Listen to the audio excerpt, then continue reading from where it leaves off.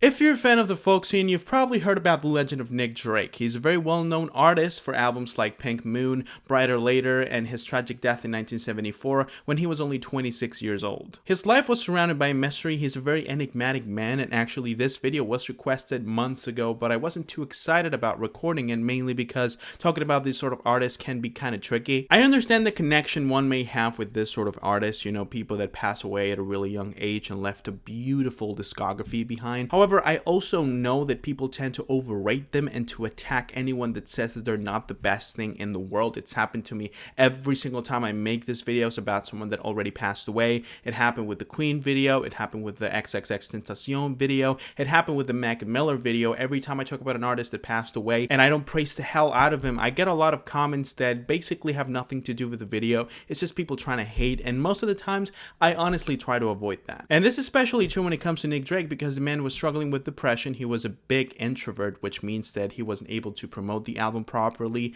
He wasn't able to even perform live, you know, so that clearly hurt his career quite a lot and the credibility that the label had on him. However, that shouldn't really have anything to do with the songwriting and the music. That is the reason why I would like to make clear before we get into the actual video that I won't be adding any extra points just because of the fact that he passed away at a very young age or because of any mental health problems he had when he was alive. You know, everything is going to be based on the music and his ability to create it, and that's pretty much it. Now, if you're a follower of the channel, you've probably heard me say multiple times that for me, popularity is the most irrelevant category. I don't really care how many people listen to your music. I don't really care if you're known all over the world. What I care about is only the music and the quality of the craft. However, Nick's case is kind of different, is way more interesting, because we're talking about a man that sold over 2 million albums, which is quite impressive considering that we only have 3 studio recordings. This is even more impressive when you consider that we have no music videos, no interviews, no media tours, no music tours, you know, nothing. It's just the albums, and that's pretty much it. However, the interesting part is the fact that when he was alive, by the time he died in 1974, only 10,000 copies were sold, which means that more than 2 million of the album sales happened after his death. I mean, it's normal to see an increase in popularity after an artist dies. That's pretty much, you know, that's the norm basically, but a 20,000% raise in terms of sales, that's beyond ridiculous. I mean, that's more than any other artist in the history of music. And again, it's quite unfortunate because that means that a lot of people didn't appreciate his music while he was alive, and maybe if he would have gotten that same amount of attention when he was still alive, he would still be with us. Who knows? But after that little fact, we're talking about one of the most loved, respected, and popular figures in the folk scene, so I don't really think he's overrated. You know, I also don't see a lot of people saying that he's the most popular folk artist or anything like that, and when it comes to being overrated or not, it largely depends on what people think about you. If there's not a lot of people claiming that he was one of the most popular musicians in the 70s, then I don't see how he would be overrated, especially because of the fact that he has sold over 2 million records, which is quite an achievement, especially in the folk scene. So in terms of popularity, he's not overrated at all. Influence is a bit confusing to me, mainly because I don't really see what part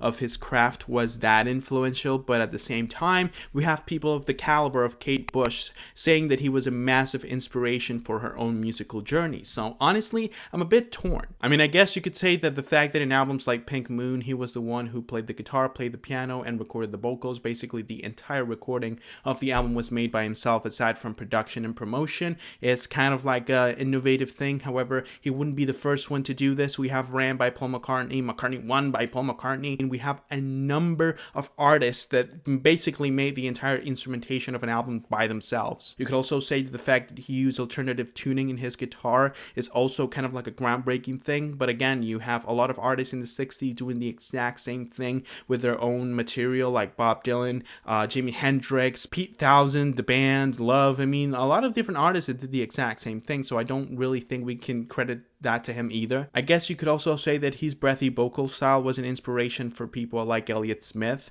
Conor Reverse, and if you want to reach for it, I guess you could say, I don't know, Billie Eilish maybe, but Leonard Cohen was doing the exact same thing 5 years prior to the release of Pink Moon, you know, so I don't really know where the influence comes from, but at the same time, you have people like The Cure, Kate Bush once again, and the same Elliott Smith saying that he was a major inspiration, so I guess that even if I don't don't know where the influence comes from. There's a lot of people that are saying that he was a major inspiration for them, so I don't really have a say in all of this. If they say he was influential, then I guess he was. So I guess he's not overrated in terms of influence. I just don't really understand why. Alright, so now we go with performance, and I'm a lot more confident on this one because his performance style is something I've debated with people on Facebook, Reddit, Instagram, and Discord. If you add it all up, I've spent entire hours of my life debating about this man's singing skills throughout the years. First of all, I want to say that as a guitarist, this man was a genius. The alternate tunings, the way that the chords just flow from one to the other, all the different ideas he had, I mean, it's actually quite impressive. However, singing is a big part of your performance, and when it comes to singing, I'm really hesitant to give this man as much praise. While in albums like Pink Moon, the energy of the performance matches the energy of the instrumentation because it's basically just a piano and a guitar. In albums like 5 Leaves Left and Brighter Lighter, it's obvious that he's massively outgunned by the instrumentation, you know, because there's a lot more elements, string arrangements, flutes, percussion instruments. It's just a whole lot more going on, and he's not able to keep up with it because he performs in the exact same way he performed in Pink Moon. You know, it's just breathy vocals. He doesn't really add too much power to it, and the almost jazzy quality of the folk tunes he comes up with in these 2 albums, which is the main catch, by the way, is the most amazing thing about these albums. The instrumentation, how beautiful and how nostalgic it feels. He simply cannot keep up with it, and the reason why he can't keep up with it is because as a performer, he's not really that talented. And I think that the fact that he was hesitant to perform live is one of the main reasons for this, because usually you have to add a little bit more power, a little bit more energy to your live performances in order to keep the people entertained. And I think that the fact that he wasn't really performing live at all is one of the main reasons why his performance style lacks that power, you know, that energy, that passion that you often hear in voices like Bob Dylan, Johnny Mitchell, and Leonard Cohen. It's clear to me that Nick Drake, the composer, is way more talented than Nick Drake, the singer, which is a shame because it means that a lot of his songs, we only have 3 albums, a lot of his songs suffer from his inability to sing the songs properly. Again, the instrumentation is amazing in all of these albums. The production is really cool too. I can only imagine how much better this albums would have been with a better performance. Actually, I would go as far as to say that if performed in a better way, this would be some of the greatest albums of all time. Because again, it's not that I have a problem with his performance style, it's just that I think it has a time and a place. And that time and place is called Pink Moon. I have no complaints about the performances in that album. But when you put it right next to the almost jazzy instrumentations of an album like Brighter Lighter, it's obvious that it pales in comparison to it, you know, which is one of the main reasons why, in terms of performance, I do think this man is overrated. Alright, so if you've seen any other overrated videos in my channel, if you haven't, then go ahead and check them out. You probably know that for me, this is the most important category. Before we get into it though, I would like to say that I absolutely love every single album Nick Drake put out. In my opinion, these are masterpieces in their own right.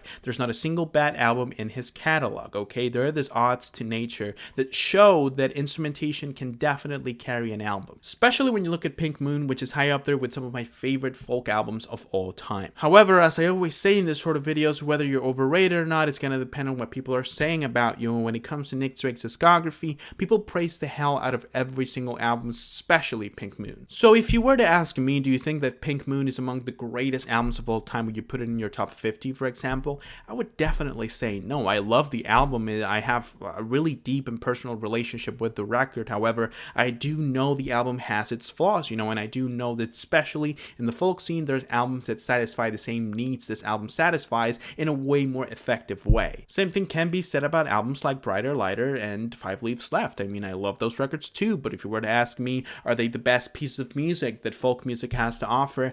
Definitely no. I think Bright Eyes, Elliott Smith, Bob Dylan, Leonard Cohen, all of them have better albums that satisfy the same needs as these albums. And don't get me wrong, I'm not just saying this because we only have 3 albums to work with. You know, Joy Division has one of the greatest discographies of all time, and they only released 2 albums, Unknown Pleasures and Closer. But the thing is that these 2 albums are some of the greatest pieces of music ever released. While these albums, even though I love the records, and I want to say it again, I hate to repeat myself, but I have to because I know that there's a lot of people that are going to come for me in the comments, comparing them to albums like Blue by Johnny Mitchell, Songs of Leonard Cohen and Songs of Love and Hate by Leonard Cohen, Blood on the Tracks and Blonde on Blonde by Bob Dylan, I don't really think it's even a discussion. I mean, these albums are way superior to the things that Nick Drake has to offer in his own discography. And once again, the only reason why I'm saying this is because if you go on the internet and Google who's the greatest folk artist of all time, a lot of lists are going to show Nick Drake among the top 10. 10, among the top 20, and I think that's an exaggeration. The man just simply doesn't have